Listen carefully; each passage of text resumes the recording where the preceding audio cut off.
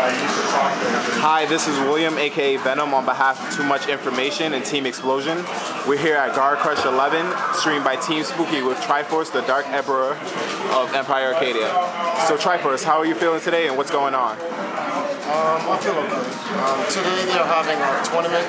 It's a bi-monthly tournament hosted by Mike G called Guard Crush, and it's streamed by Team Spooky. This is where all the New York players for Super Street Fighter, they go to and compete per month, try to earn some money, and they use it to go to majors to compete even more, helping to up their gaming career and stuff.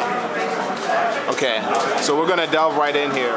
What is Empire Arcadia? Empire Arcadia is a development company for digital culture, digital communities, and competitive entertainment. We pretty much take raw talent and we develop them to the level where they're marketable, and we can do business with them in the video game industry, helping to develop the actual community and culture of gaming, whether it may be fashion, art, music, competitive gaming, education in gaming, and so forth. And how was it first established? The company was established in 2002, in November. It was a community reigning all the way back in 1984. Pretty much, we just did this for the love of it. We still do it for the love, but now we're older now, so we're going to put bread on the table, so we also do it for the money. But you know, we're still, the roots of the organization is well rooted into the family aspect and the passion and the love that we have for gaming. Okay. What is your role in Empire Arcadia? I'm the CEO, I'm the founder of the organization, and the blueprint for how we market and how we're directed towards the industry, how we go about the industry is based from that blueprint. A lot of the mistakes that I made growing up, trying to build a career in gaming, those mistakes are, you know, I've learned from them, and I use those mistakes as, you know, tools to help develop other players. You know, players that are no longer with us and players that are with us now. Okay. Empire Arcadia has taken some of the best talent in the nation and developed them into the greatest gamers in the industry has seen. What is it that attracts so many of the elite to Empire Arcadia? This is just my guess about the whole situation. A lot of the people that want to get involved in Empire Arcadia only want to get involved with Empire Arcadia because of our status and our statistics in terms of winning tournaments. A lot of them don't realize that we're not necessarily looking for winners or champions, but we're looking for gamers who can help develop the community, the culture, and the industry of gaming through their ability of gaming. Champions are not a prerequisite for gamers to actually be in Empire Arcadia. It's more of your passion. You know, if we see that drive and that dedication and that loyalty, you know, we'll work with you.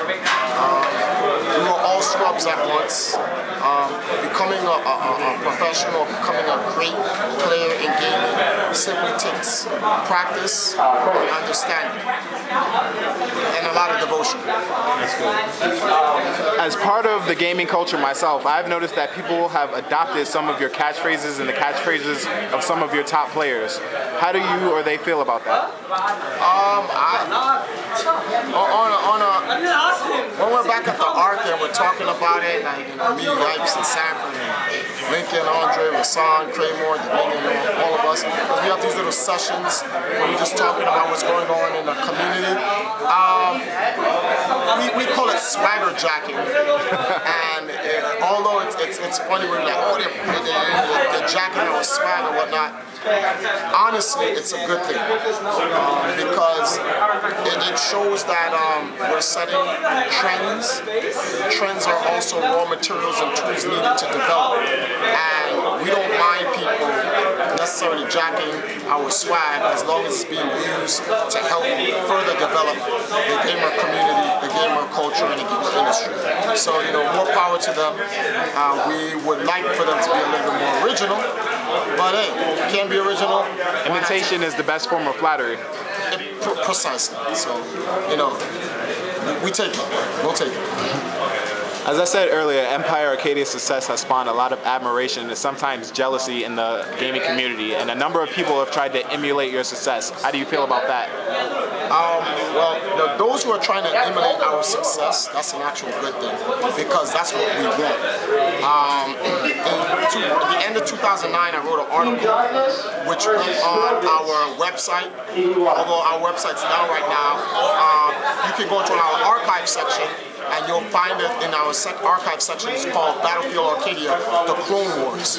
We already knew this was going to happen. Every industry that's built, a lot of people like to imitate either the pioneers or the trailblazers, and that just shows progress. So that's not a bad thing. The only thing that I don't like is those that are imitating, they try to put down those that are, you know, were the forefathers for it. And that's not to say Empire Arcadia is the forefather in competitive gaming. We're not. As a development company that came into the video game industry to help develop these other segments in gaming, such as fashion, music, art, etc., we primarily focused on consoles and arcades, as opposed to when the industry was born back then, back in the early 80s, Twin Galaxy set competitive gaming for really arcades. Then in the 90s, PC gaming took over, and in the 21st century, console gaming took over. So that's where we're coming through. We're like the third generation. We're really pioneering the console aspect of it, and that's what Empire Arcadia is so good at. Whether it's, you know, in classic arcade gaming, puzzles, fighters, we even delved into some shooters with Gears of War. We're now trying to expand that with Halo Reach and so forth. We have a trading card division in Yu-Gi-Oh! Shout outs to Team EMP. I was gonna say Daigo, but Kaiba, Jerry Wang, Chris Bowling, Shitoshi, Philly Luna. You know, shout outs to those guys. But we're trying to do gaming overall. Our job is to develop the entire culture and the community of gaming. So we tap in all the little areas, even the areas that were here before us, such as the old school areas like Twin Galaxies, which is why we support the International Video Game Hall of Fame and Museum, because it is a huge part of our culture. It's a huge part of our community and our heritage, you know, as gamers, whether it may be competitive or not.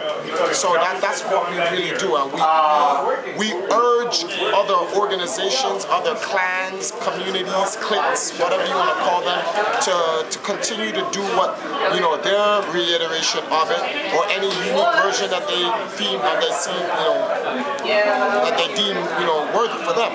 So we encourage it, pretty much. Are there any big projects you have in the works right now that you would want to let your fans or anybody who is just finding out about you know?